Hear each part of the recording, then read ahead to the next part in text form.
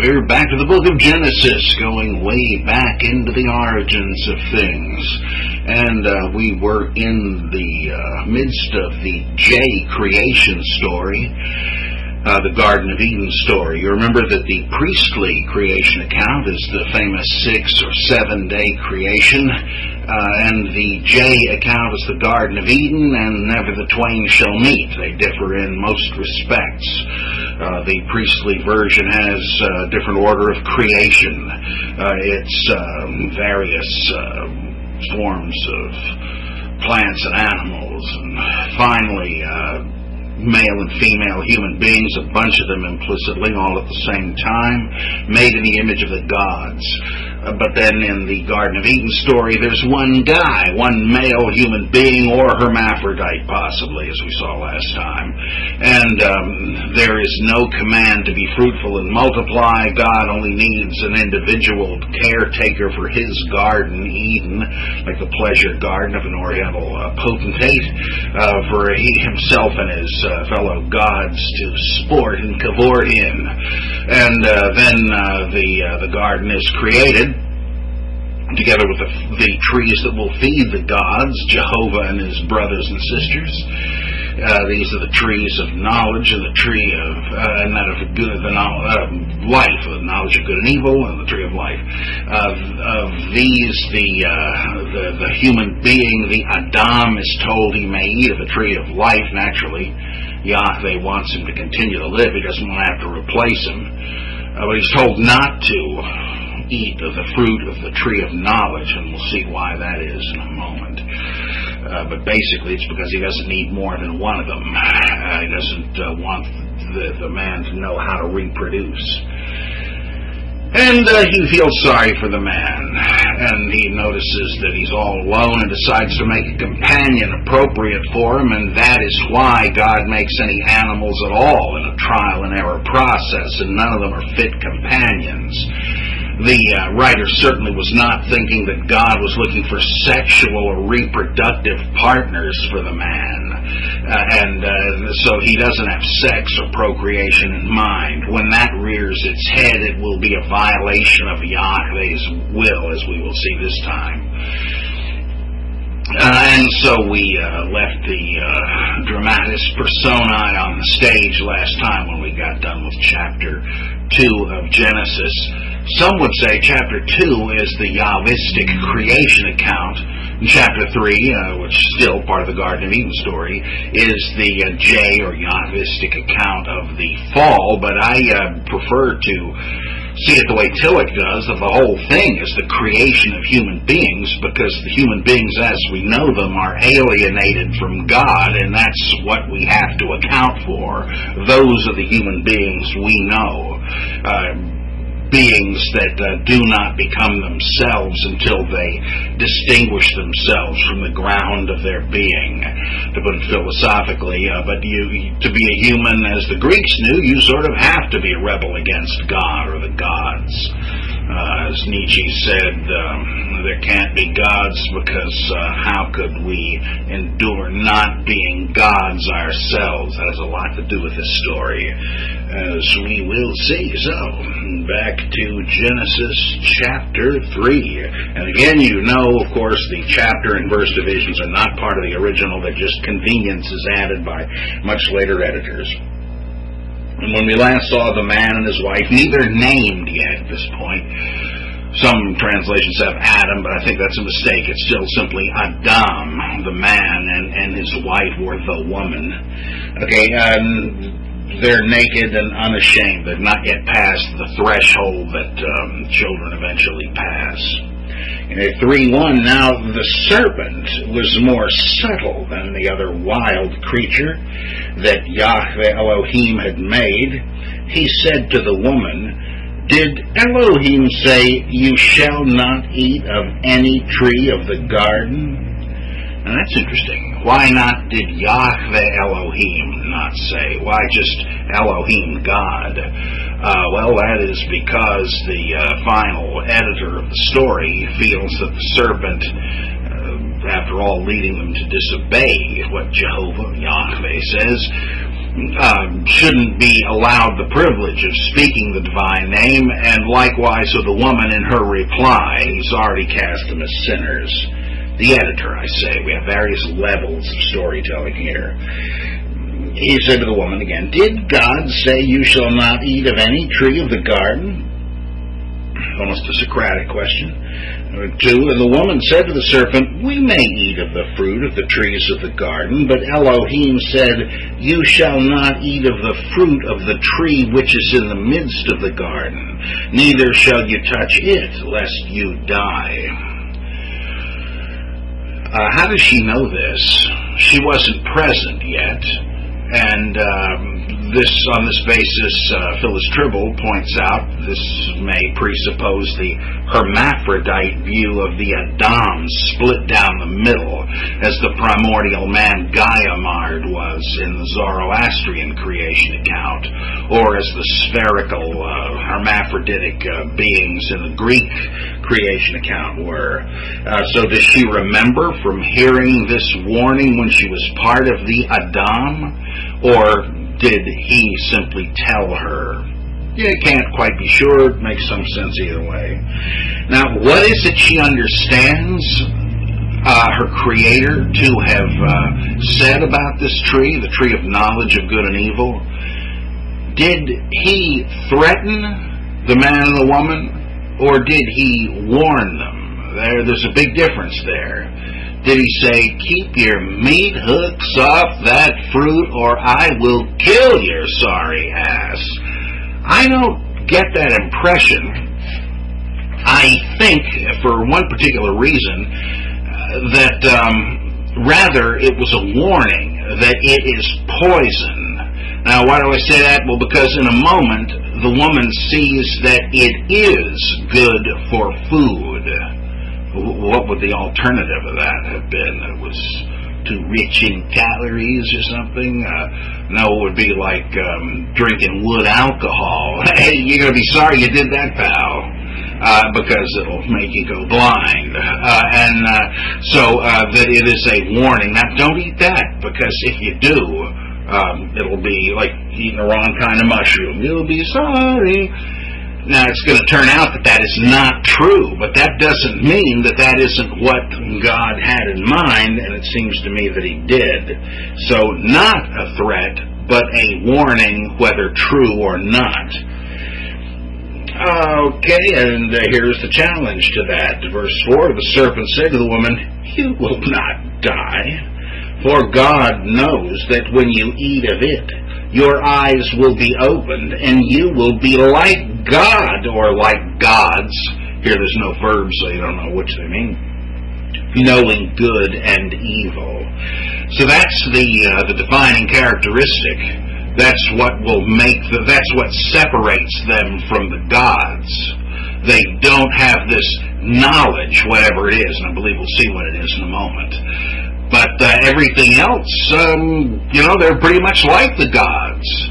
They all eat, for instance. I mean, it's not said that the fruit trees are there for the man and the woman. They are to tend the garden for the gods, and they may eat of it, which implies that the gods and the human beings share the same food, except for this one. Again, this even applies to immortality, right? The tree of life, which we're explicitly told at the end, would have allowed whoever eats it to live forever. It's just that the man and the woman don't get around to it. This whole altercation we're about to look at doesn't take very long. That's why I always say that if you look at this like a dispensationalist does, here is the dispensation of innocence. Must have lasted about 2 or 3 minutes. So they just hadn't gotten around to eating from the tree of life. But if they had, well, that's like the divine ambrosia. That's what the gods eat to live forever. It would have been fine if the created beings had done that too, because again, God only wanted one to begin with, and he wanted him to continue to keep doing his job. So the difference is a particular bit of knowledge. Obviously, they're articulate beings. They can speak and give names to things and so forth. They can remember things, so it's not like they're completely unintelligent. It's not like they're a couple of Neanderthals grunting and hunched over and shambling around here. So, you won't die. God knows, and there again, God knows what will happen, right? He hasn't told you, but He knows it. He doesn't say it. He knows that the outcome will be this, which you haven't heard before I told you. So again, there's that deception element. You will be like gods, knowing good and evil. So, when the woman saw that the tree was good for food, and that it was a delight to the eyes, and that the tree was to be desired to make one wise, she took of its fruit and ate. And she also gave some to her husband with her, and he ate. Then the eyes of both were opened, and they knew that they were naked, and they sewed fig leaves together and made themselves aprons, or loincloths, or whatever you want to call it. I sort of don't like aprons because, the way we use that word implies that there were pockets in it for, kitchen utilities or hammers or something. But the point is, like Tarzan and Jane. So, there's a big clue. The knowledge has something to do with, we're naked. And even though there's nobody else on planet Earth, they feel ashamed. Right? We only feel shame about this because of the mores of the larger society. It didn't occur to them. They figured, oh no, it must be totally natural, as when in 1 Corinthians 7 Paul says, or wherever it is, doesn't nature itself teach you that it's a shame for a man to have long hair? Nature teaches you that? Well, no, he doesn't know the difference between that and just peer pressure and cultural assumptions. Same kind of thing here. Anyway, let's run a tally. Who's telling the truth and who's prevaricating? We have God saying that the day you eat of it, you'll die. Well, they haven't died, and they're not gonna, even at the end of it, once God starts handing out the sentences, right? So that's wrong. What would happen if they were to eat it according to the serpent? Well, their eyes would be opened, and they would be like God, or gods, knowing good and evil. And what does the narrator tell us? I mean, the narrator sort of has to be telling the truth, right? It's the story is on the narrator's terms. So the narrator, the storyteller, says, in verse 7 there, the eyes of both were open. Yikes. And in fact, at the end of it, just to jump ahead in verse 22, then Yahweh Elohim said, behold, the man has become like one of us, knowing good and evil. And now lest he put forth his hand and take also of the tree of life and eat and live forever. Therefore Yahweh Elohim sent him forth from the Garden of Eden, etc. So you see what's happened here? Even better than the narrator confirming the serpent's words, the eyes of both were open, we've got God himself saying the serpent was right. No, look at this. The nightmare scenario has come true. They've eaten of the tree of life and become like one of us deities, knowing good and evil. Well, it's pretty obvious. He was just trying to keep this from them in the only way he could. Lying about it. I mean, what do you mean the only way he could? We're not talking about Thomas Aquinas here. Right? This is a mythological idea of God as a discrete person among many, one of a pantheon. He's not talking to the persons of the Trinity, though that is a kind of a survival of polytheism. This is raw polytheism. He's speaking to other gods in a panic. And he says, now the humans know what we know. And of course, the implication is if they eat from the tree, they will become new gods and they'll need another servant. Well, how could God, defined in this way, imagined in this way, have protected his assets? Well, just think about it. It's infinite regress. He would have to have created another guardian. to guard, to keep not the whole garden, but just the tree of life. But then what's to prevent that one from going bad? Well, in fact, that is what he does later, but he doesn't create a being. He has one of the heavenly entities, one of the cherubs, guard the tree. I guess you could say he could have done that at first, but then we wouldn't have much of a story, would we? These stories, this one is one big etiological story, an origin story. How things get this way? And of course, they're going to have to reason back from the way things are. You got to have a story that eventuates with us as the punchline. So such a storyteller is not free to tell things in the most plausible way or with some sort of independent narrative logic like a modern novelist might. He's telling the kind of a shaggy dog story that will end here. So there's certain paths which a free creator of narrative might want to follow that our storyteller cannot, because he has a predetermined goal, and sometimes there's no real narrative motivation or plausibility. With a real clever writer there might be, and this one is real clever, but not quite that clever, and didn't really matter to them. Alright, so they're like Tarzan and Jane with fig leaves put together. Why fig leaves? Well, at least we know one kind of fruit that was in that garden. Well, the leaves are pretty big. That's what the storyteller's thinking. If it were oak leaves, they'd still be there stitching them together today. Verse 8, and they heard the sound of Yahweh Elohim walking in the garden in the cool of the day. And the man and his wife hid themselves from the presence of Yahweh Elohim among the trees of the garden. But Yahweh Elohim called to the man and said to him, where are you? He said, I heard the sound of thee in the garden, and I was afraid because I was naked, and I hid myself. And he said, who told you that you were naked? Have you eaten of the tree of which I commanded you not to eat? The man said, the woman whom thou gavest to be with me, she gave me fruit of the tree, and I ate. And Yahweh Elohim said to the woman, what is this that you have done? And the woman said, the serpent beguiled me, and I ate. Now, this is interesting. Here is the origin of passing the buck. Well, let's just pause here. I happen to favor traffic jam exegesis. You don't get very far before you have to stop and explain things again.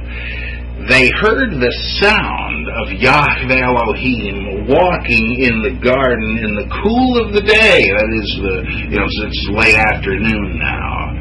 How cool was this? Well, keeping in mind that we're talking about Iraq, Mesopotamia, maybe it's just down to a nice breezy 90 degrees. Well, who knows, though? It's relatively cool in there, or in a forested area, a preserve sort of.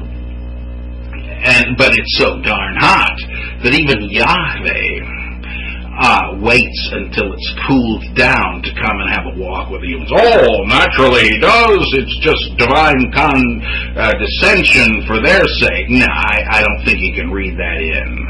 Right? Presumably God himself doesn't like the heat, or he wouldn't have established a garden for his retreat to begin with. And so he's waited till it's comfortable. And for the walk, I say, hey, where's everybody? Usually around this time of day, I get together with a man and a woman and ask them how things are and so on. Where is everybody? And they're hiding in the trees. Over here! It kind of reminds me of the scene of Monty Python's Meaning of Life, where during the Zulu War, these guys would hunt down this guy's severed leg, and they find these two kooks in the underbrush. A leg! You may remember that one, where here they are caught barehanded. What's going on here? If I didn't know better, I'd swear you must have eaten of that fruit that I kind of remember telling you not to eat. Well, there's no way that they didn't, so they just start relaying the blame. Well, I did, but, it's really not my fault. This is what Harvey Cox says is the real sin. The sin of evading responsibility, letting somebody else tell you what to do, or at least trying to avoid responsibility by saying, "The devil made me do it," though the devil does not appear here. So we've got responsibility shifted to each of these three non-Jehovah characters, and he believes them.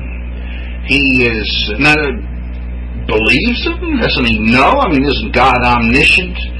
No, not according to this, right? You got to keep your advanced theology the heck out of this. Right? If you start in with God being omniscient and all that, congratulations, you're on the same team as Tillich, like it or not. If you're a philosopher, you're a modernist, right? If you start in with the divine perfections of God, you don't really believe God is a person anymore. Myth makes God a person, as indeed he is here. He doesn't know where they are. He has to infer what's happened. This is not trying to ridicule the story, right? Not at all. Just trying to get the story straight. So, verse 14, Yahweh Elohim said to the serpent, he starts at the end of the chain of responsibility, "Because you have done this, cursed are you above all cattle and above all wild animals. Upon your belly you shall go, and dust you shall eat all the days of your life." Now wait a second, that's two of the three critter categories. Why is he not cursed above all creeping things? Well, because he is the creeping things. He's like the first serpent that creeps on the ground. You remember we've had Theophile Meek, who looked at his translation last week, translating the creeping things as land reptiles. Well, it certainly included them. And if a snake isn't one of them, there's no such category. So he is the creeping thing. And it's almost as if this is the origin of all the creeping things doing their creeping. Notice the anthropomorphic viewpoint here, as if, I'd hate to have to crawl on the ground, so those critters who do must hate it too. Well, that's not true. Snakes have vestigial limbs.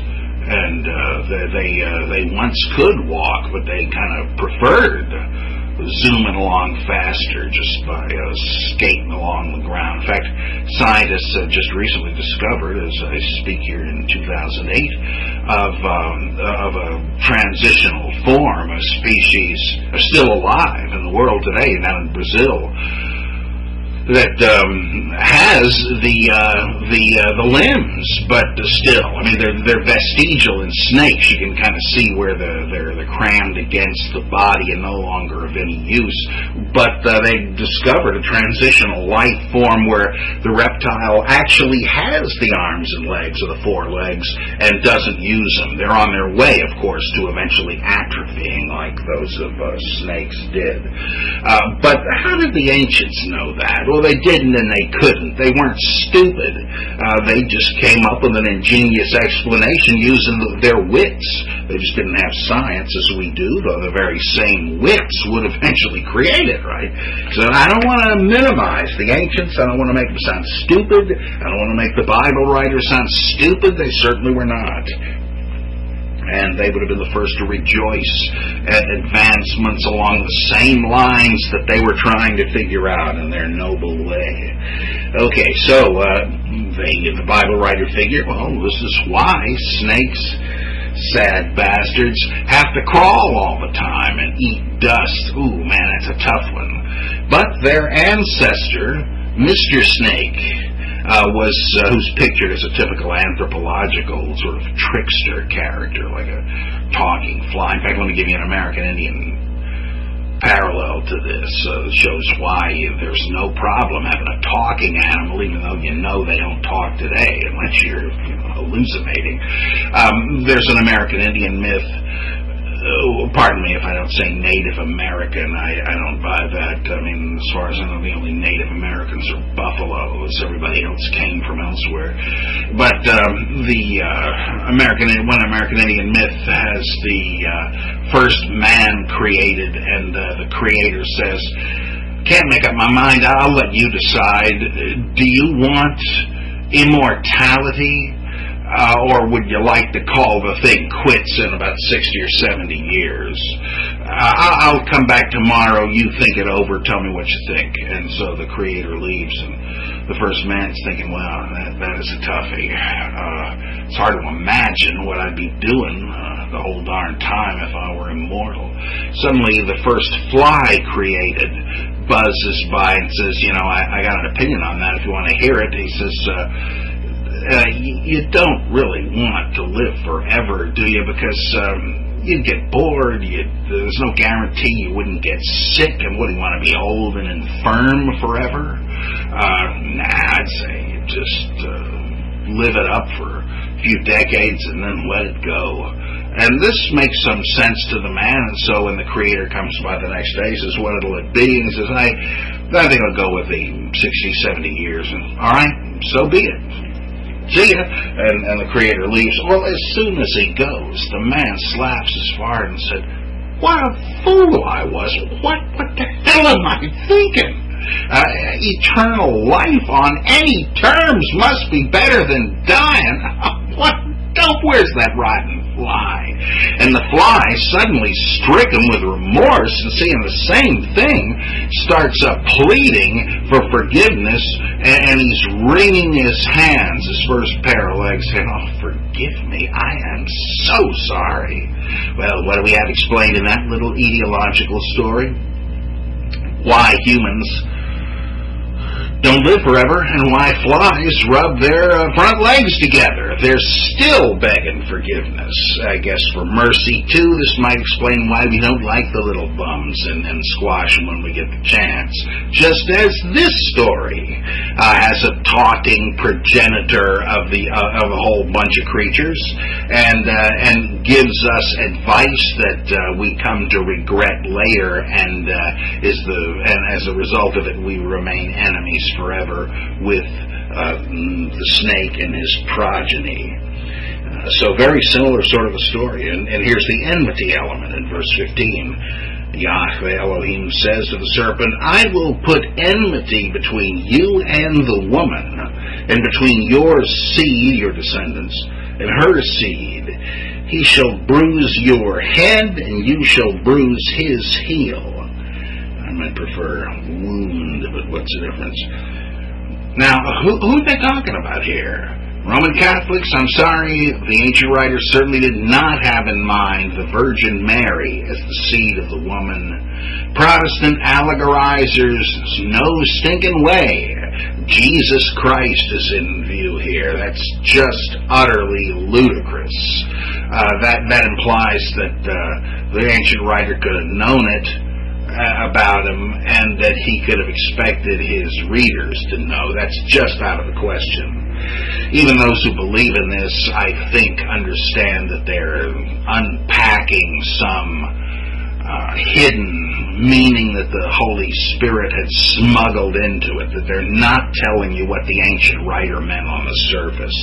Even most fundamentalists have sophistication enough not to make that error. I don't see any grounds for even reading it in. But who is the seed of the serpent? Well, obviously, future serpents, all the rest of the serpents.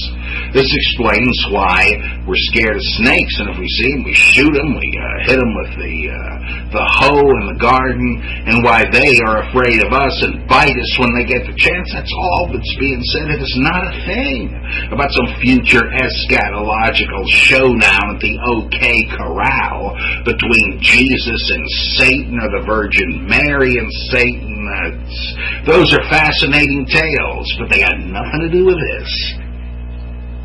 That has about as much to do with this text as masturbation does with the story of Onan, and later on in Genesis, namely Zip. No Satan in this story at all. Now there is something that's in the background, which we'll get to, but it's not Satan. Satan is a different character and not present in this story.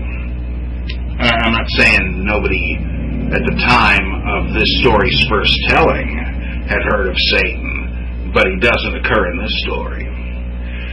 Not even a villain yet. All right, now what's the punishment meted out to the woman, or should I say the reprisal? Punishment implies some sort of crime or wrongdoing, and that is a question we have yet to address. Who did anything wrong here? Well, anyway, to the woman he said, I will greatly multiply your pain in childbearing. What? Childbearing? Where'd this come from? No, be fruitful and multiply, right? Where'd childbearing come from? Well, that's been introduced implicitly with eating of the fruit of the tree of knowledge. So I'm going to come back to that in just a second.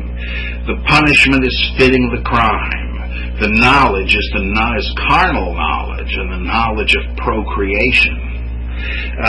So, all right, you beat me there. You outmaneuvered me. You've got that secret. Has to do, again, with knowing you're naked, the arousal and all that stuff. Okay, I can't stop the clock. I can't turn it back, but I can make you regret what you've done. You want to have children, you're going to wish you didn't. In pain you shall bring forth children, yet your desire shall be for your husband, and he shall rule over you. What's that got to do with it? Well, you could decide, boy, after having that one kid, I have learned my lesson. I'm not having another one. Oh, yeah, well, I've invented this little thing now called sexual desire. Now that you got a taste of it, you're going to have a tough time getting that taste out of your mouth. You're going to want to have sex, and you're going to have more kids, right? There's no real birth control at this point. And so you've outsmarted yourself here, lady, and you are introducing a state of domesticity where somebody's the head of the house, and it's not you. It's going to be Ralph Cramden, your husband. It's going to be Ed Norton, your hubby. No, Trixie, you can't go to the movies tonight, not for any particular reason, just because I, the king of the castle, said so. That's the kind of thing that you invited, lady. And indeed, in the ancient world, there were two types of women who were not subject to the tyranny of men. Number one, wealthy prostitutes who had their own source of income. Mary Magdalene appears to be such a character who had the money to support holy men once she decided to join up with them. Then also stipended so-called widows and virgins in the early church, the predecessors of our nuns today, people that were subsidized by benefactors or by the church to just do works of mercy, prayer, etc. And since they were not anybody's husband or mother anymore, or at all, they, as 1 Corinthians 7 said, could be completely devoted to Christ. And therefore they were answerable only to him, and so that's, I think you really need to know that about the ancient world and later in the Bible to understand what's being said here, because the people that believed in the celibacy gospel, the Gnostics and Encritites and all these guys in early Christianity, looked back at this passage and understood this. They said, well, yeah, geez, it was only once the primordial human was divided into two and the mischief of sex entered into the picture that we had human beings divided into different categories, one ruling over the other. It'd be better not to do that. So we want to be baptized into Christ, the second Adam, to reverse all this damage. So that's exactly what the Shaker ideology was, right? In colonial times, they had pretty much rediscovered the Encritite kind of Christianity, the celibacy gospel, which understood this very clearly, as do the Gnostic texts in Nag Hammadi. They understood this. They also understood what kind of a God we're dealing with here. Let's just finish up the sentencing before we get to the real meat of the passage. What did they do?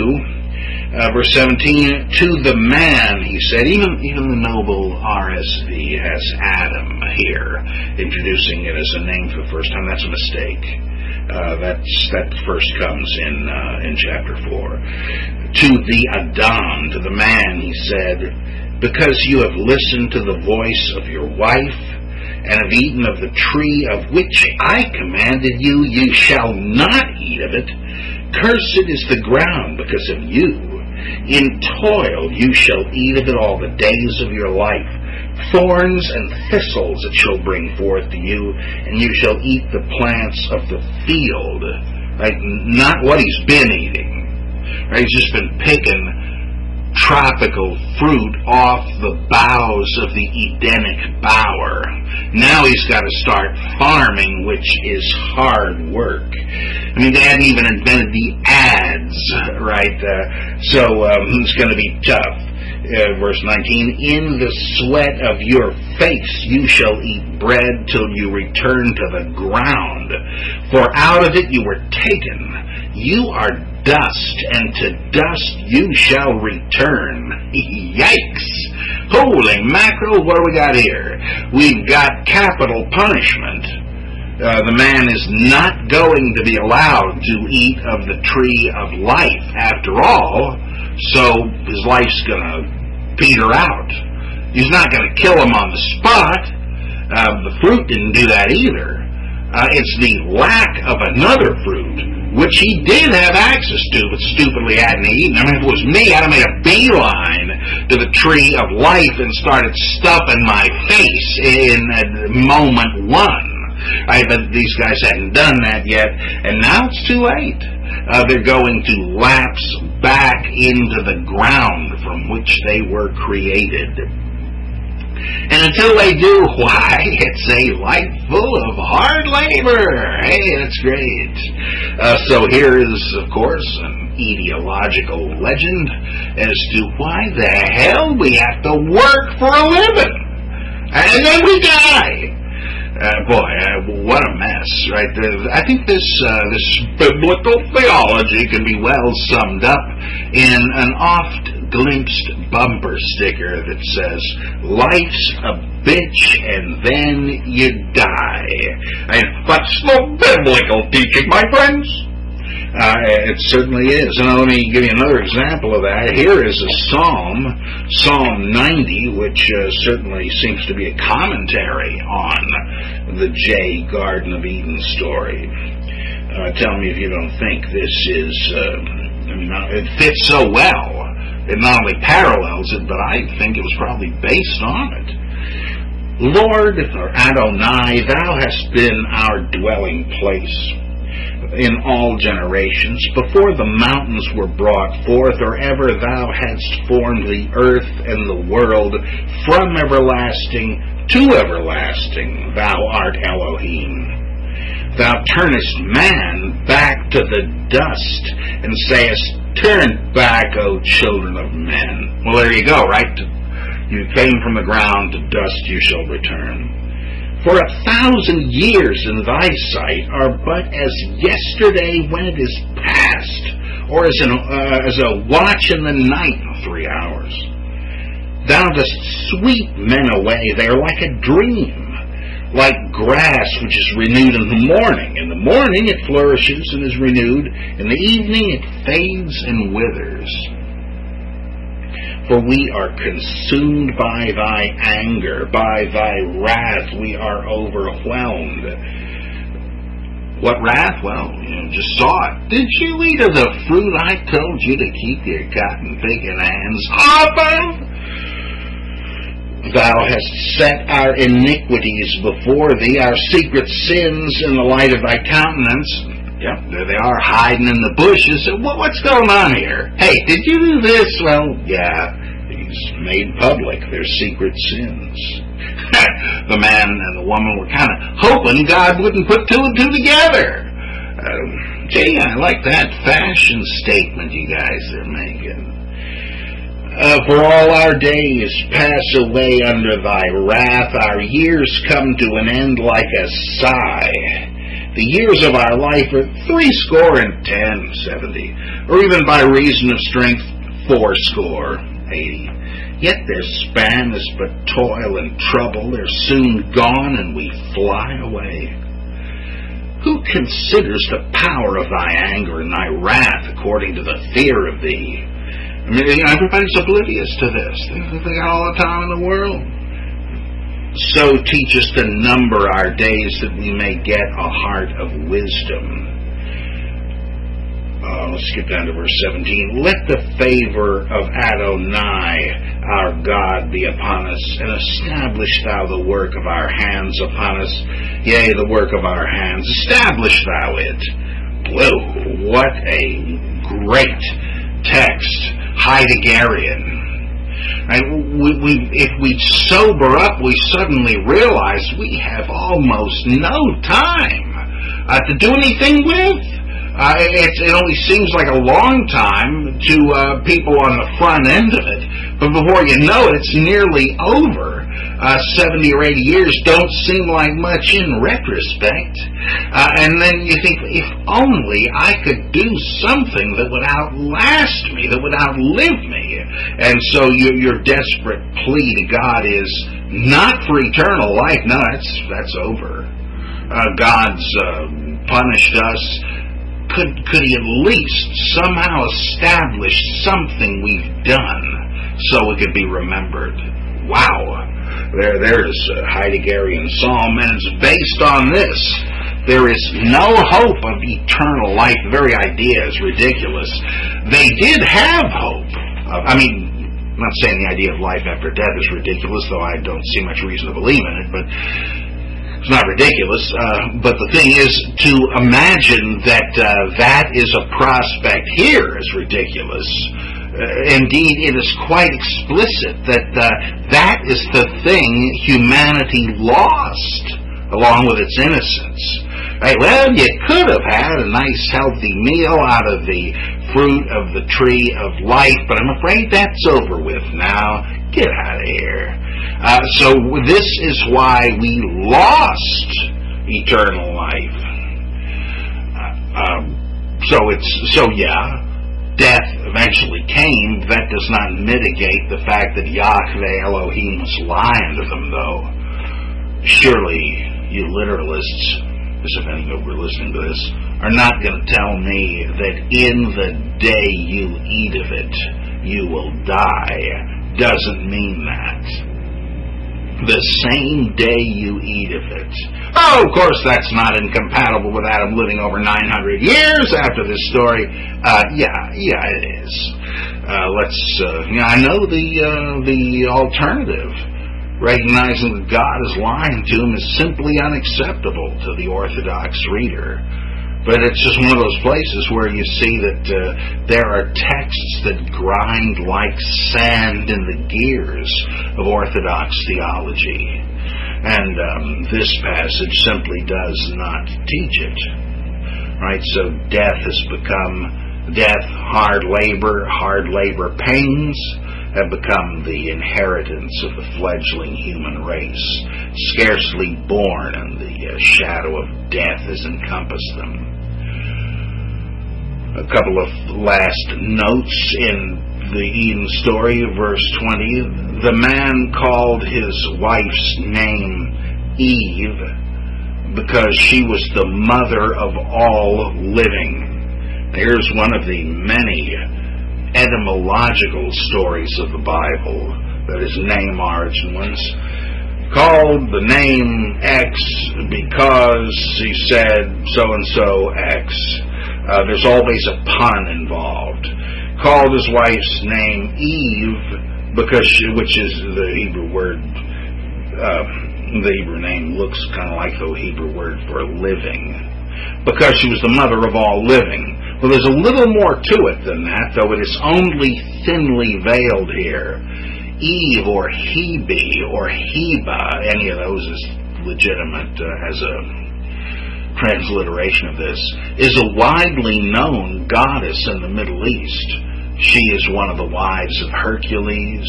She's shown riding a lion. She appears various places.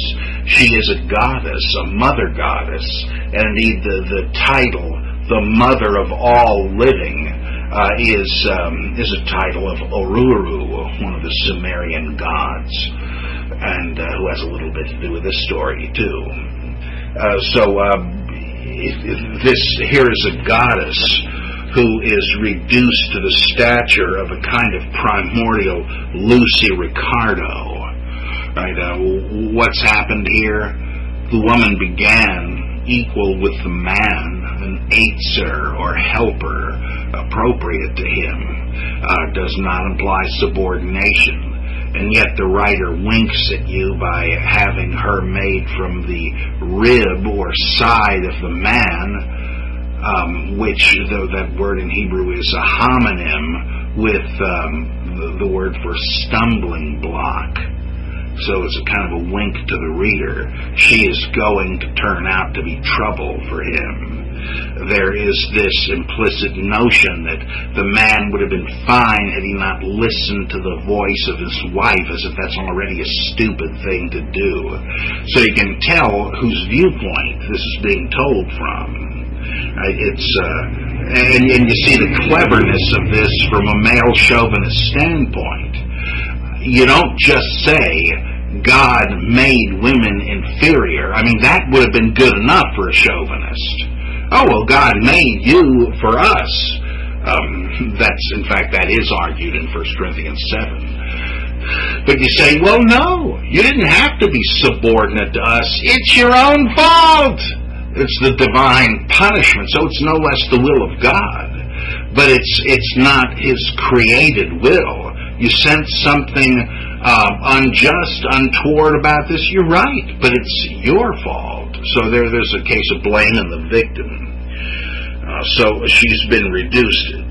Can you think of another ancient story in which much the same happens? So I see that hand over there. Who's going to tell me? Why, I think it's little Richie Grisa, who says, well, yes, of course, it's the story of Pandora. Pandora, well, what's the deal there? Well, somebody re-explained the name Pandora. It means all gifts. And presumably this meant Pandora, who is said another place to be another version of the Titaness Rhea, an earth mother. Pandora was a great creatrix, creator goddess, but not anymore. They redid the myth, so she was the first woman created by the gods, each of which gave her an endowment of charm or ability to cook or one thing or another. And so she comes up off the lab table like the bride of Frankenstein and is sent to Prometheus to tempt him. But he knows what's going on and doesn't take the bait, but she goes down the street to his stupid brother Epimetheus. Prometheus means forethought. Epimetheus means afterthought. So he acts before he thinks and then regrets it. And Epimetheus welcomes her into the house, hubba hubba.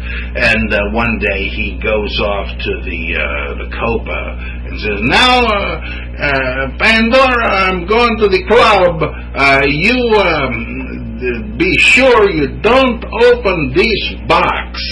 And so he leaves, and Pandora calls down Ethel from upstairs and say, oh, what's in this box? Epimetheus wouldn't let me see it. Oh, one little glimpse wouldn't be any problem. And so she opens it up, and you know the rest of the story. All the ills of the world come flying out of it, just like when that EPA inspector opens the tank on Ghostbusters, right? And the evils fly out.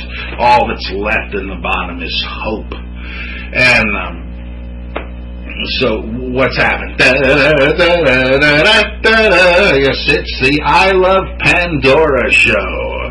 The once great goddess reduced in the wake of a male takeover of the pantheon to a primordial, bungling, snooping Lucy Ricardo. And the same thing has happened with the goddess Heba. Cognate also with the goddess Cybele, who had her own religion. And this whole telling of the story seems to me to be a subsequent rewrite of an earlier story preserved in the Gnostic texts like the Testimony of Truth, the Origin of the World, the Hypostasis of the Archons, and so forth, in which the man is created by the gods or the angels or the archons, but is given life by the Ion or the goddess Eve, a spiritual entity who gives him life and knowledge.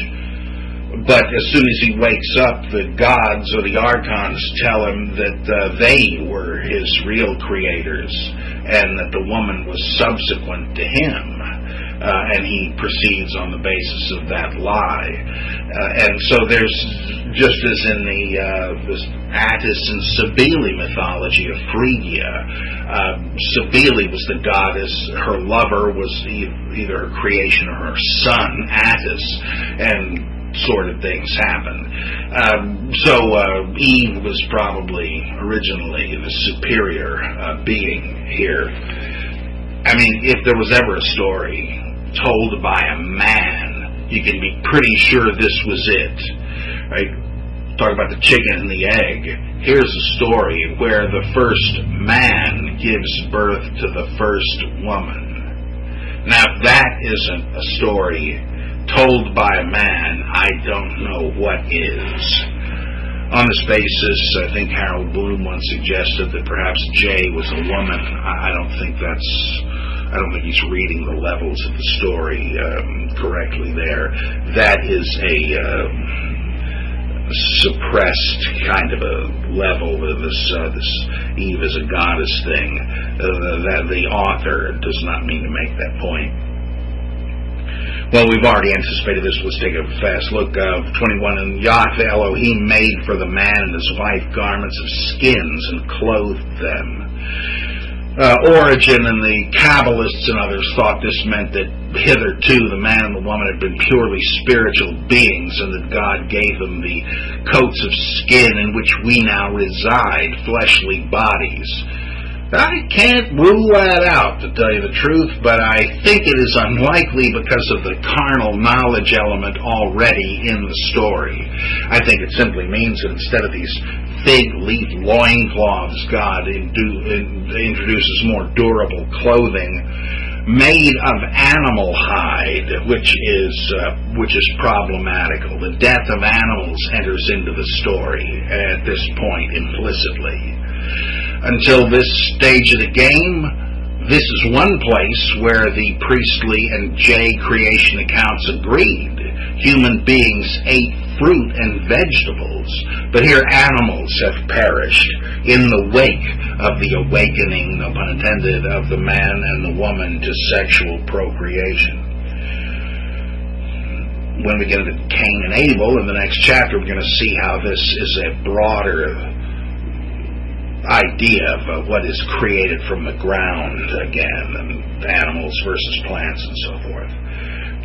Okay, so he gives them clothes, and this is an etymological story. Why should God care, right? Well, the storyteller cares. Hey, Mommy, Daddy, why do we wear clothes when the animals don't? A good question, kid. Ask your mother. And get away, can't you bother me? So they had to say, well, human beings were naked. They made a pretty lame attempt at covering themselves, and then God made hides for them. 22, then Yahweh Elohim said, behold, now who's he talking to? The man has become like one of us, knowing good and evil. You're not talking about the royal we there, one of us. He's just like the folks in our group. And now lest he put forth his hand and take also of the tree of life and eat and live forever. Doesn't even finish the sentence. Therefore Yahweh Elohim sent him forth from the Garden of Eden to till the ground from which he was taken. Right? No more picking the fruit off the trees. You've got to plow the ground and plant seed, etc. He drove out the man, and at the east of the Garden of Eden he placed the cherubim, cherubs, and a flaming sword which turned every way to guard the way to the tree of life. Still there for the gods to eat, but the humans aren't going to get any. Jehovah and his buddies may approach it, and they will be allowed to pass by the cherubs. And how did the author depict in his own mind what a cherub was? Well, we have images of many of them. If you've seen these great sculptures from Assyria that have great winged bulls with sometimes the serpent for a tail, and with a human head with a long beard and a great crown, those are cherubs. Also, the way they're depicted as sitting above the lid of the Ark of the Covenant in human form, except that they have wings. But they're also cherubs depicted as winged lions with human faces. Seraphs, on the other hand, which are mentioned in Numbers and in the book of Isaiah, they're widespread entities too. They are winged serpents. But the cherubs seem to be the same thing as, at their root, griffins in European mythology. And they appear to be personified storm clouds. The steeds, or those who draw the chariots, take your pick, for Hadad, the Syrian storm god, one of the Baals, or Yahweh, who rides the clouds.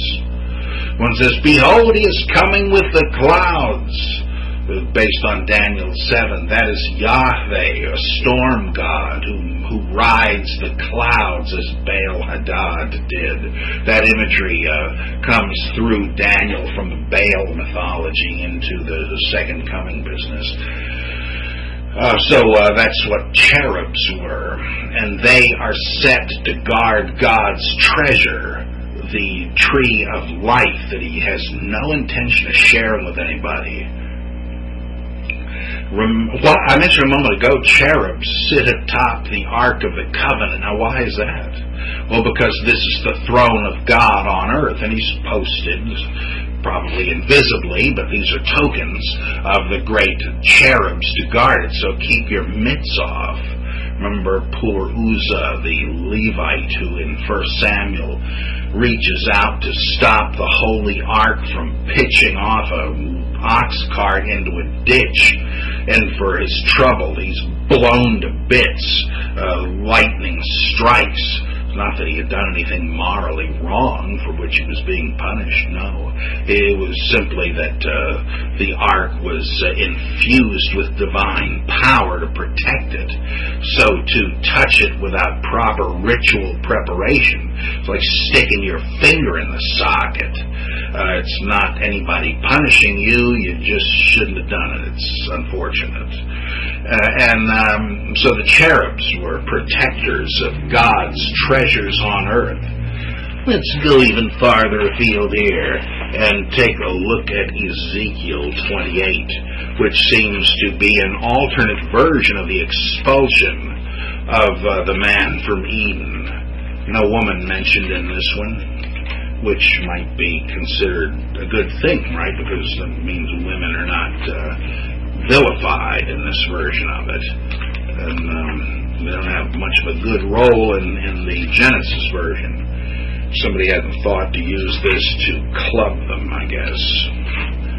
So this is a denunciation of the kingdom of Tyre, once God's favorite, which meant he blessed them because they were allies of Israel, as when Solomon had Hiram, the king of Tyre, design the temple for him. But now they've become enemies, and God has decided that their great affluence from maritime trade has made them arrogant. Who knows if they were or not, but he denounces the king of Tyre. In fact, he does this throughout chapter 27 as well, but let's pick it up in chapter 28. The word of Yahweh came to me, Son of man, or mortal, in other words, say to the prince of Tyre, thus says Adonai Yahweh, because your heart is proud, and you have said, I am a god. I sit in the seat of the gods in the heart of the seas. Yet you are but a man and no God, though you consider yourself as wise as a God. You are indeed wiser than Daniel. No secret is hidden from you. By your wisdom and your understanding, you've gotten wealth for yourself and have gathered gold and silver into your treasuries. By your great wisdom in trade, you have increased your wealth, and your heart has become proud in your wealth. Therefore, says the Lord Yahweh, because you consider yourself as wise as a god, therefore I will bring strangers upon you, the most terrible of the nations, and they shall draw their swords against the beauty of your wisdom and defile your splendor. They shall thrust you down into the pit, and you shall die the death of the slain in the heart of the seas. Will you still say, I am a god in the presence of those who slay you? Though you are but a man and no God. In the hands of those who wound you, you shall die the death of the uncircumcised by the hand of foreigners. For I have spoken, says the Lord Yahweh. Moreover, the word of Yahweh came to me, Son of man, raise a lamentation over the king of Tyre. In other words, funeral oration. He's as good as dead.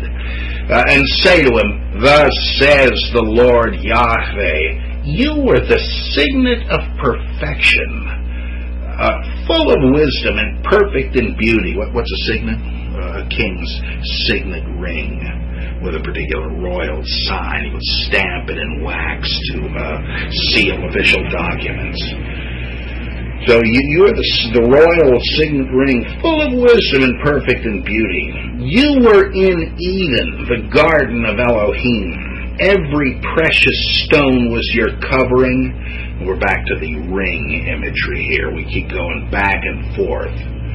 The king of Tyre is described as God's own favorite, God's bejeweled signet ring. It's like holding up two fingers and saying, God and I, we're this close. So you are my signet ring. And then it goes into the first man, as if he were the first man, and now we're talking about his fall from divine favor. So we keep going back and forth between the jeweled ring and the first man of the garden. Every precious stone was your covering, carnelian, topaz, and jasper, chrysolite, beryl, and onyx, sapphire, carbuncle, and emerald, and wrought in gold were your settings and your engravings. On the day that you were created, they were prepared. With an anointed guardian cherub I placed you. Right, this is God's royal ring. It's his greatest treasure. So he keeps it in his garden under the watch of his cherub. You were on the holy mountain of God. In the midst of the stones of fire you walked. That is the glinting of the gems. We've got this mixing, again, of the two metaphors. The first man, God's treasure. The signet ring, God's treasure. You were blameless in your ways from the day you were created till iniquity was found in you. In the abundance of your trade you were filled with violence and you sinned. So now we've dropped both metaphors and we're talking about the prince and the kingdom of Tyre. You became commercially corrupted. Right in the middle of verse 16, back to the mythic metaphor.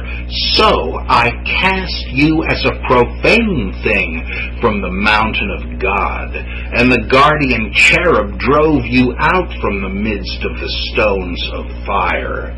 Your heart is the glinting, flashing stones of the ring. Your heart was proud because of your beauty. You corrupted your wisdom for the sake of your splendor. I cast you to the ground. I exposed you before kings to feast their eyes on you, and so on and so on. So you see what's going on here. We've got the same imagery, just another version of the story. There were many versions of it. That because of his pride, the first man who himself, rather than the tree of life, was the treasure of God, was thrown out. It had been God's very favorite possession, but now it's tossed out like a piece of garbage because the man in his pride had ruined his value to God.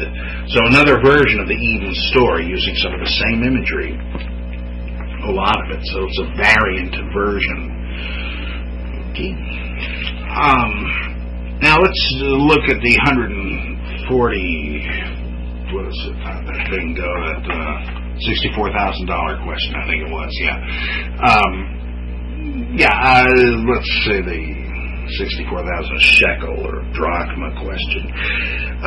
What the heck did they do that got God, or the gods, this riled at them? Well, the tree of knowledge which they ate must have been the tree of carnal knowledge, the secret of procreation. They weren't dumb animals before. They could speak and converse with God and with a serpent. So it's a particular kind of knowledge, and one that, having gained it, they are punished by God, having to do with procreation and mortality. Well, there's been a trade-off.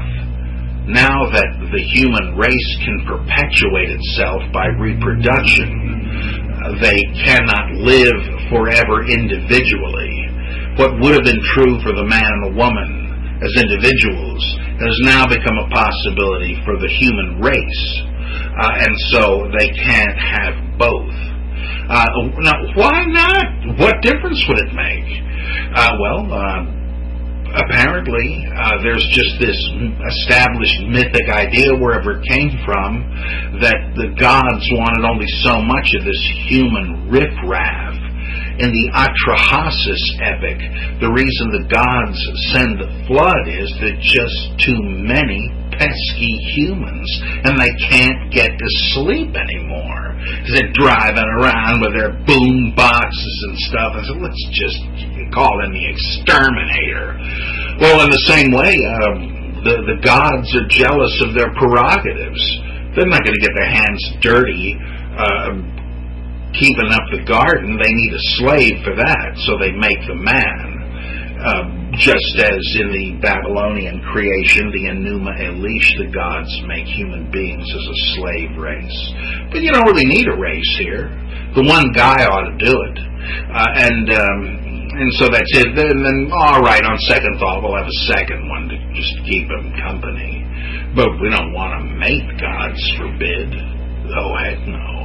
And then once we get that, once the serpent tells them that there is this unsuspected benefit of the forbidden fruit of knowledge, and they're able to procreate, well, then they're not going to live forever because they will as a species. Now, is this just some sort of modernistic Freudian, out of context, allegorizing of the tree of knowledge? No. I would have thought that, but no. And here's how you can tell.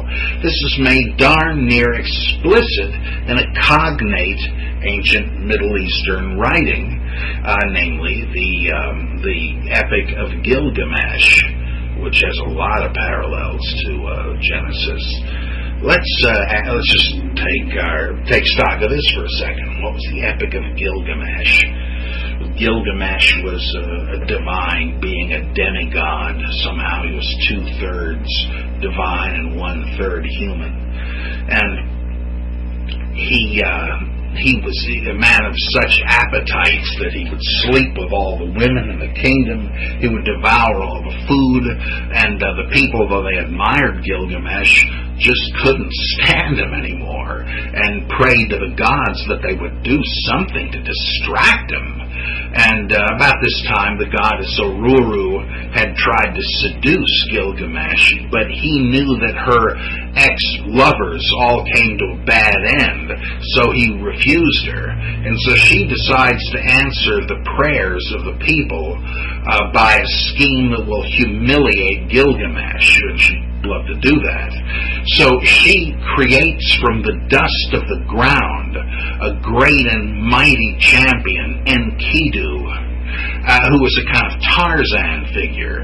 And obviously he's like Adam. Now, it's not like he's the first man. There are plenty of people around in this version of the story, but he is not sprung from them. Ururu creates him, as Yahweh does the Adam, directly from the dust of the ground. And he is in fellowship with the animals, just as Yahweh intended for the Adam. He runs and jumps and plays with them as if he's one of them again. Think of Burroughs' classic Tarzan of the Apes. He doesn't know humans yet. He's raiding their traps and eating the food they catch. And in fact, that is what causes people to sick Gilgamesh on him. The hunters and the farmers say, there's this guy or this creature or something up there in the hills that's stealing all our game and our produce. Can you do something about it, Your Majesty? Well, this is just what Ururu figured would happen, and so she figures, I got this champion now who's at least the equal of Gilgamesh. I want to get them together and then whammo. But Enkidu's not ready yet for human contact, so she sends him one of her temple prostitutes, or as I like to call them, prostitutes. And this is what happened in ancient agriculturally based religions. The worshiper would go and have sex with a prostitute, and this would be the hieros gamos, the sacred marriage between heaven and earth. And it was like imitative magic. You would fertilize the womb of the woman, and Baal or whoever would fertilize the womb of Mother Earth, and when it rained, that was the semen of Baal or Zeus or whoever. Right, so it was no big deal that they had prostitutes. So Ururu sends a prostitute to Enkidu. Now, he's never seen a female. He's never really even seen other human beings, but he knows it when he sees it. Like just like the Supreme Court judge said, I can't really define pornography, but I know it when I see it. And so he sees her and says, hubba, hubba. And they go at it and have sex for a solid week. And afterward, they decide to go wash up at the watering hole. And as they approach it, all the animals who used to be Enkidu's buddies see him and bolt. They run in terror, and he says, what gives? What's happened here? They were all my pals up to now. What's changed? And the prostitute says to him, behold, Enkidu, you have become wise like unto a god. Well, what do you know? He is initiated into sexuality and therefore into socio-cultural humanity. All those day-glow freaks who used to paint the face, they've joined the human race. Some things will never change. Well, something changed here. He's joined the human race, and for the heck of it, he does meet Gilgamesh, and they have a huge battle, much like the great Thor versus Hercules fight Jack Kirby and Stan Lee did in comics years ago. And they become friends. Gilgamesh narrowly beats him, and he says, hey, you're not so bad. Let's be friends and allies from now on. They become friends and have adventures, and boy, is Ururu's steamed at this, and more happens as a result. And you might want to keep this in mind, because let me go ahead and tell you this, and we'll refer to it later. You probably know it anyway, all you astute listeners. But they have various adventures, and Ururu plots against them and has Enkidu fall ill, and he has a deathbed vision and sees Sheol, that great place of shadows from which no one who enters ever returns. And then he dies, and Gilgamesh grieves, and he can't let him go, and so he seeks out the secret of immortality. And to do that, he finds the one man who has never died, Utnapishtim, who built the ark and survived the flood. We'll go into that story another time, because it is obviously parallel to Noah. He was made immortal by the gods as a result of the voyage, and Utnapishtim tells Gilgamesh, You could revive your friend if you will dive to the bottom of a great lake where you will find a certain plant growing. You uproot that plant and take it back. You can bring him back to life. Well, Gilgamesh does, and he gets the plant. But he's gotten muddy down there getting it out, so he puts the plant on the bank and decides to wash himself off. But while he's in the water, wouldn't you know it, a snake slithers along and eats the plant. Son of a bitch. He's despoiled of the plant of eternal life. The name Ruby Begonia ring a bell. There you can see, again, we've got variant versions of the same stories told over and over again, and so here's another element of the thing. The plant of eternal life being denied the people, especially ultimately Enkidu, who's on his deathbed and that's very much like Adam forfeiting the tree of life. And while there is no tree of knowledge in the Gilgamesh version, my point is, right where it would be, there is simply the flat statement that it was sex that gave him this wisdom, this knowledge that separated him from the animals. And so I think once you know this background, it becomes very clear, crystal clear, what the tree of knowledge was.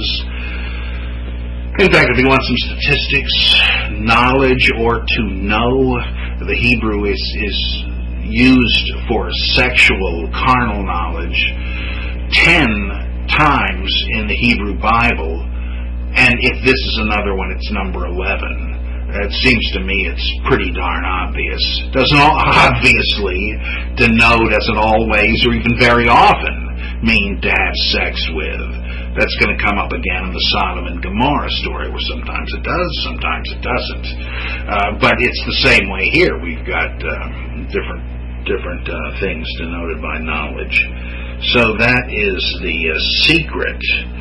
God did not, Yahweh Elohim did not want the human beings to be in his likeness and image, as the Creator Elohim did in the 7-day priestly account. No, they attain unto the image and likeness of God in defiance of God's will in the J account.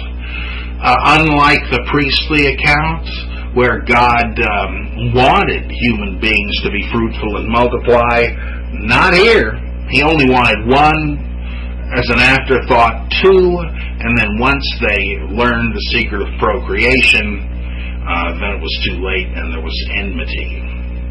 And yet, even at this, from what we know of ancient Hebrew thought, not everybody understood the Garden of Eden story to be the story of the origin of sin. Well, even 2nd Baruch, it does say something like, Adam, what did you think you were doing? In your fall, you've caused all of us to perish. But usually in ancient Jewish writings, this is not given as the place, the occasion for the fall of humanity into sin. I mean, something big has happened, right? But there's nothing about guilt exactly.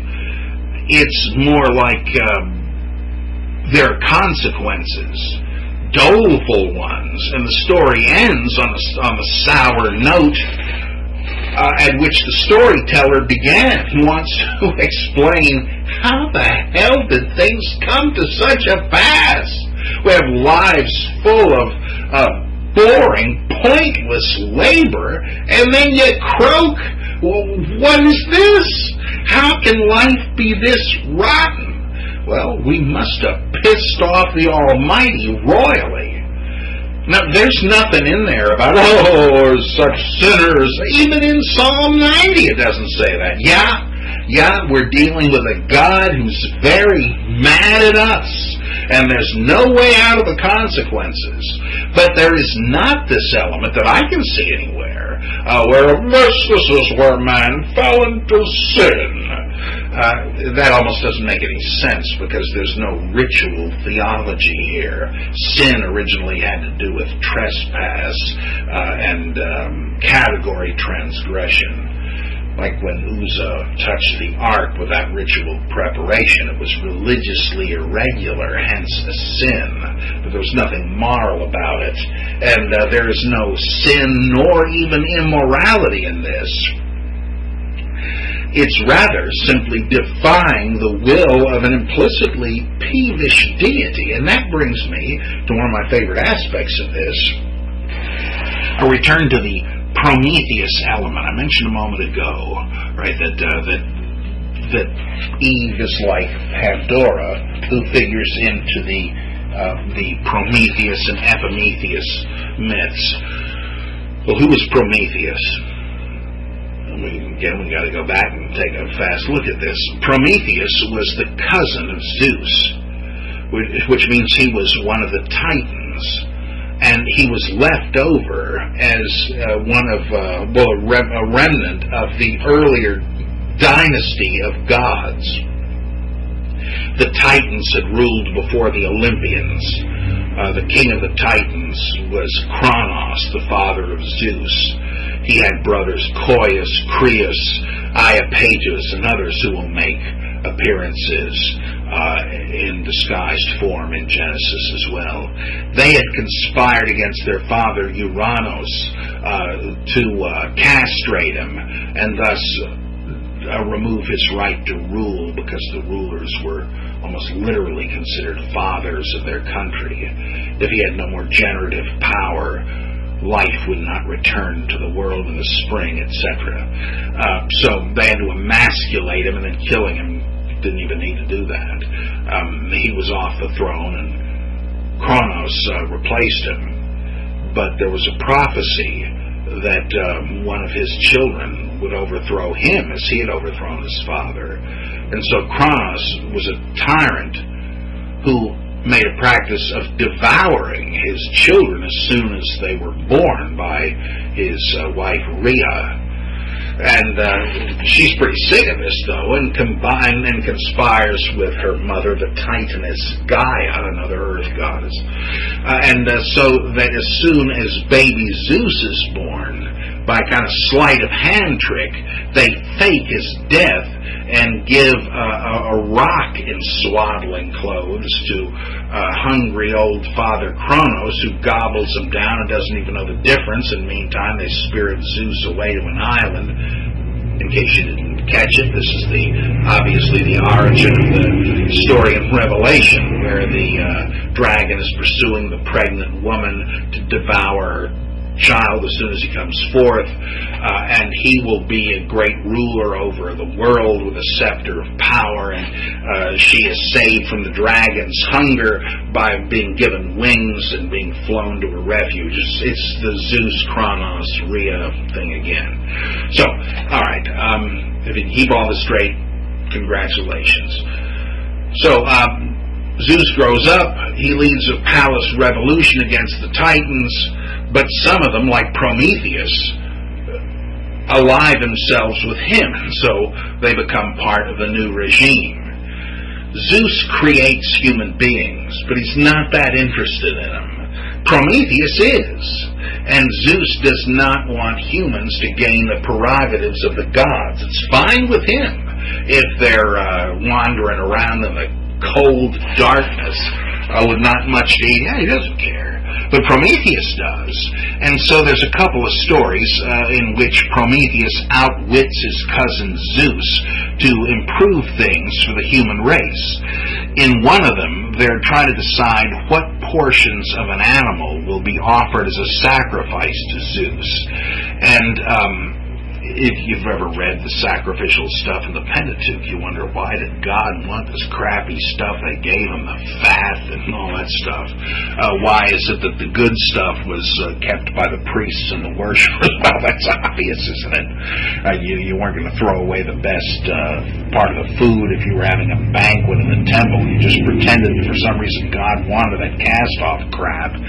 Well, they tried to explain that in the Greek version, so they said that Prometheus prepared two big urns with the parts of a sacrificial bull in there, and he covered the top, he made the top layer deceptive. The one that was filled with good beef and steaks and stuff like that, he covered it with a top layer of fat and gristle.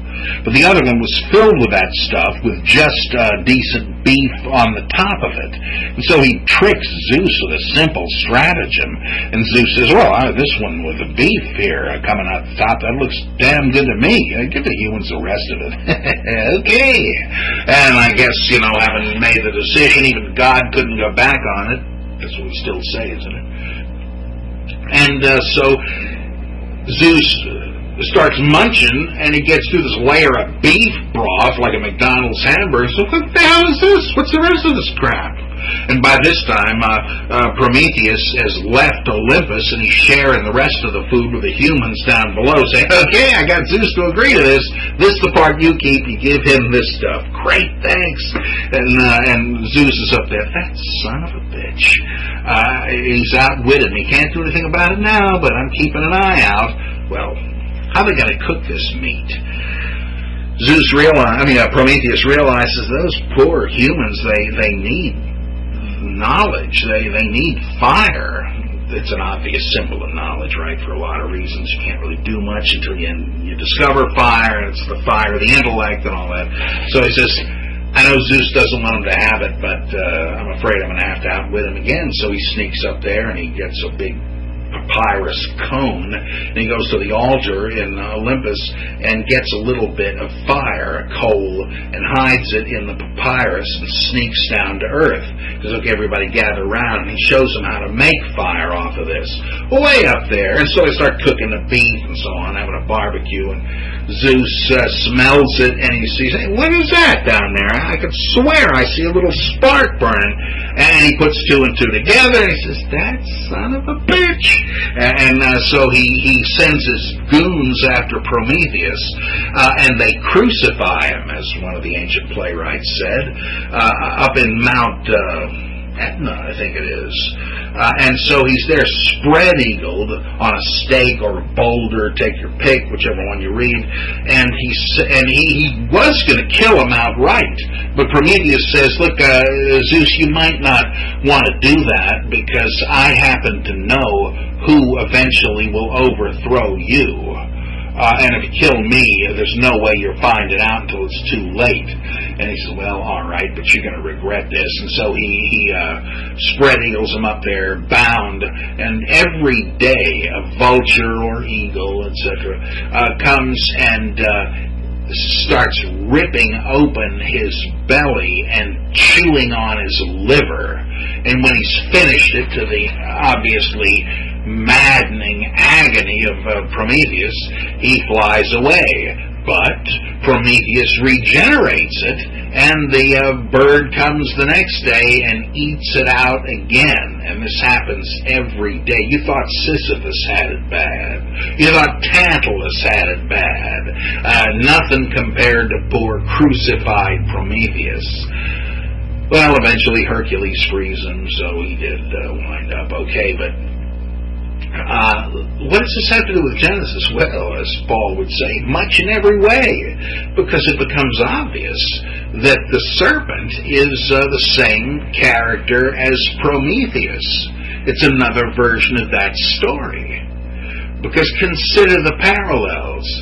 Here is the creator of human beings, who is, he's probably a little more merciful to him than Zeus was, but he is denying them his special stash of divine food. And so you've got the two Prometheus motifs combined. Prometheus outwits Zeus in two ways, right? He gives humans the food that was properly due Zeus, and he steals knowledge. Well, in Genesis, these two are combined. He takes food that belongs to Jehovah, and it is a food of knowledge. So just combine the two.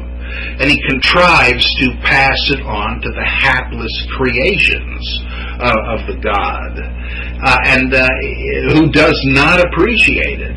And once he learns about it, well, he not only does he punish the humans involved, but he punishes the heck out of their benefactor. Keep in mind, it is the serpent who told the truth, not the Creator. And yet it is the serpent, the benefactor of mankind, who is punished. Same strange perspective as the Prometheus story.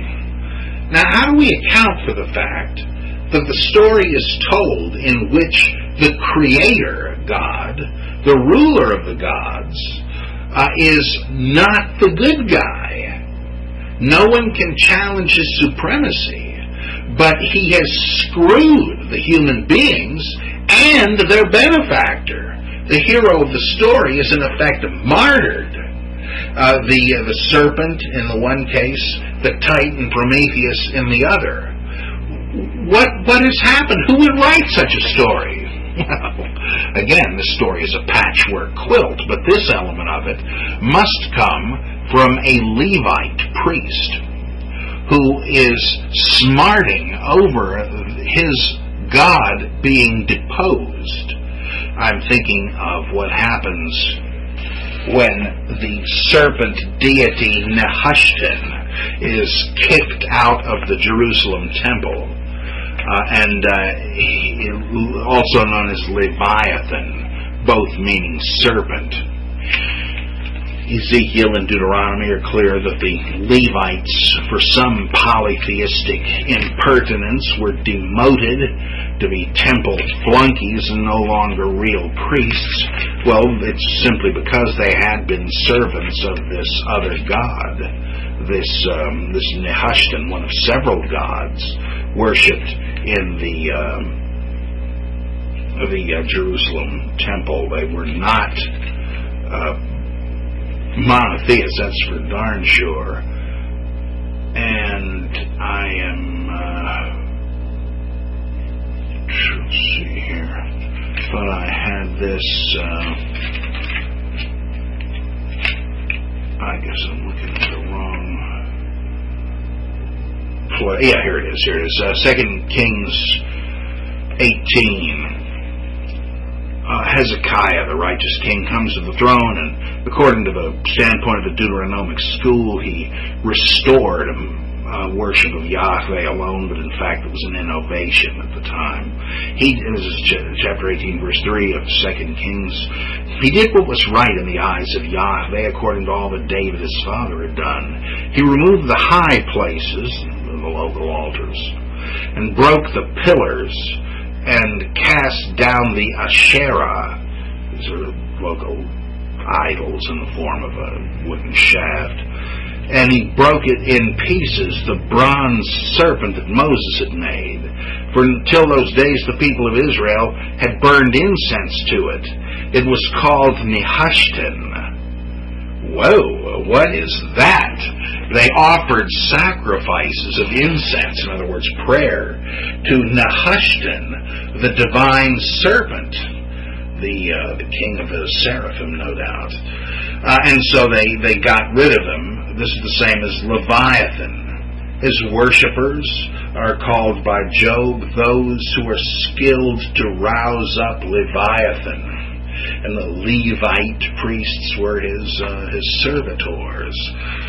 Well, once Hezekiah decided this God and all the other ones are no damn good and kicked them out, that's when the Levitical priests got demoted to flunky status. And remember, they were creative people. They wrote the Psalms for the temple worship. One of them wrote at least part of this story. He was a partisan of the serpent god and wrote the story so that the serpent god is the suffering savior of humanity. He was cast down by Jehovah, the creator of humanity. We can't deny that. That's historical fact. Look at us. We're out of a job here. But was this right? No, I'm afraid that right is forever on the scaffold. Wrong is on the throne. I mean, they couldn't just come right out and say God was evil and malicious. He was God. Well, what are you saying, Bryce? Of course they could have voiced their opinion. Well, yeah, but you see, they'd already lost they'd already been severely demoted. They don't want to be just kicked out completely, so their complaint had to be carefully couched. It's just like in the Psalms, after a crisis of this kind, when Levites wanted to have restored sacrificial duties and therefore their share of the meat, and it didn't work, and so they wrote that story about Korah, the ancestor of the Levitical singers, trying to get a raise and becoming a priest like Aaron and getting slapped down. Well, that was a way of saying, no, you're not getting a raise, Levites. And they struck back in the Psalms and said, if God really wanted animals sacrificed, I'd be happy to offer them, but he doesn't want that. He wants the sacrifice of a contrite heart. Well, that's what you have if you sing one of these lament psalms that we Levites have written. So if you want to know what really pleases God, it's not animal sacrifices. It's the same sort of a thing, right? It's parenthetical. Oh, yeah, we know we're not stopping the animal sacrifices with sour grapes. Now that we can't get in on the deal, we're going to talk it down. Yeah, you don't really need that. God doesn't want that. He wants what we give him. These songs of confession and praise and so on. Same sort of thing here. You have to read between the lines, but it's not hard to see that they say, yeah, we know who's the supreme God. There's been this reshuffling of the hierarchy. Right, we know that our God has been cast out, but don't you forget who was the benefactor of the human race. So, this even parallels Prometheus to the point where Nehushtan and Prometheus are both representatives of an outworn pantheon. Right? They were both gods worshipped by an earlier generation, now demoted. So it is so similar. It seems to me you really have to know the one to understand the other. And again, the Gnostics continued to understand this, or maybe there wasn't some secret channel of transmission. Maybe they were just clever people that read the story anew and understood what it was saying. But you have to get past the idea that God, the supreme power, is supremely righteous, as, of course, later Orthodox theology says he is. But unless you bracket that, you just can't read this story of the Garden of Eden.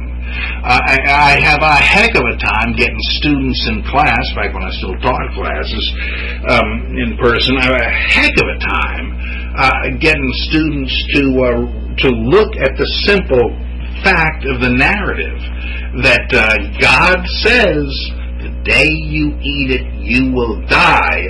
The serpent says, you will not die, your eyes will be open, you will be like gods, knowing good and evil. And the narrator says, in the same words, their eyes were opened. And then he has Jehovah say, oh my gosh, they've become like one of us, knowing good and evil. People just cannot read the words on the page. You ever heard these perceptual experiments done in which they're trying to decide how the mind perceives things? And I just find this utterly fascinating. They asked people to tell them the color of the device on one playing card after another. Simple task, you'd think. But they suspected what would happen, and they snuck into the deck a few red clubs. Now, they're always black, aren't they? Well, yeah, they were dependent on that. So they pick up one card after another. What color's this? What color's this? And naturally, they got them right. But then they sneak in one of these red clubs, and they say, black. Are you sure about that? Well, what happened was, the part of the brain that recognizes color chimed in first. And then they didn't even bother sending in the poll results for recognizing the shape. So they thought that I'm sorry, it was the shape they saw and didn't bother comparing the color. Oh, well, if that's like a clover, well, that's a club, and I know they're black, so I don't need to actually recognize the color. So even though it was a red club, they knew clubs were black, and so that's how they saw it. Right? They didn't just infer it and say, I guess it must be. That's what the brain did subconsciously, but because it did, they saw it as black when it was red. Well, it's almost that bad here. People say, look, I know God is the one who tells the truth and is the truth, so I simply cannot be reading a story in the Bible in which God is a damn liar. But I'm afraid you are reading it, friend. It may not be getting through, but that's what it says on the page. In the same way, on the day you eat of it, you will die. You notice the parallel here between this and the dilemma of the synoptic apocalypse in Mark, where we have this rundown of all the signs of the end of the world, and then Jesus says, I'm telling you the truth, this generation will not pass away until all these things have happened. Well, what does he mean by generation? Oh, maybe he means race or kind. Get out of here. If you can do that to the Bible, then you can just twist it to say anything you want. And you see the problem. Or again, take the book of Revelation. Behold, I am coming soon to judge everyone according to his works. Well, this is written 1900 years ago, so soon must be according to God's timetable, not ours. Yeah, let's dig it. So in the same way here, in the day you eat of it, you will die. Well, a day doesn't have to be 24 hours. It could mean millions of years. Get out of here. Just close the Bible right now. If you can read that into the Bible, you don't need the Bible. You can just be your own prophet. What did Spencer Tracy's character say in Inherit the Wind? Let us hex the Pentateuch and slip you in neatly between Numbers and Deuteronomy. I just lose patience with this kind of thing. In fact, I am so close. I'm finishing up a book on gospel apologetics, and it's not the first one I have written, but it might be the last. I'm getting pretty much sick of dealing with the incredibly dishonest, guileful, bogus twisting of the Bible by those who piously claim to be its great champions. I think I may very shortly just drop that, as most biblical scholars have done, get past that fixation and just go into the clear blue sky, the kind of thing I'm doing in my Jesus and Paul books, and leave all this polemicizing behind. But sometimes you do have to unteach and unlearn certain things before others can be even seen. But those are two real problems people have. How can God be lying and the serpent be telling the truth? And how can the threat on the day you eat it you will die be a hollow threat? And you know what people usually say to get around that? Well, they did die spiritually. Nah, that's like saying that the seed of the woman is the Virgin Mary. That's just a grossly anachronistic reading into the passage what isn't there. That's the exegesis of the Rorschach blot. You're just reading it in, and again, if that's all you're going to do, you don't need the Bible. Just start pontificating. I said it! I believe it! That settles it! Hallelujah! Well, I hope you will go to the Bible Geek site and sample some other bits of my smorgasbord of scriptural study. I have there recently posted 2 books of mine. only published through our own imprint of the Institute for Higher Critical Studies. One of them is Jesus Christ Superstar, The Making of a Modern Gospel, and the other is the Commentary, Interpreting the Gospel of Thomas. I think you'll find a lot of interest in both of those. All of this is bits and pieces in the works toward a larger endeavor that some of us are trying to organize to build an Institute for Higher Critical Studies where we can offer courses like this, and I don't know what sort of recognition we might be able to supply, what sort of accreditation, but I do have in mind some sort of educational institute, especially in a time when the old-time higher criticism is being martyred like Gulliver by the Lilliputians on the right, the fundamentalists who are overflowing into graduate programs, and the Unitarian flower children on the left who don't give a damn about the Bible either. And I admit we're in a kind of a strange position. We've approached the Bible with the care that fundamentalists admirably use to try to understand it, blinkered though they are by their dogmatic assumptions. And having seen through that, we no longer have the same motive to be biblicists. We are not hanging on every nuance of every verse because we intend to take it as an order, as a loyal soldier would, and go out and do it. No, we are simply exercising intellectual curiosity about the Bible, and those to the left of us just aren't that curious, freed of the biblical boogeyman who tells them what they have to do.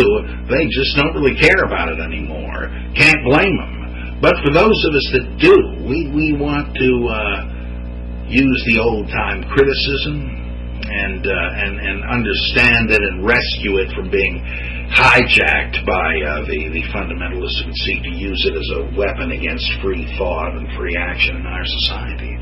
So enough sermonizing by me. We will go into the progeny of those we can now call Adam and Eve. Somewhere along the line, the Adam comes to be taken as a name.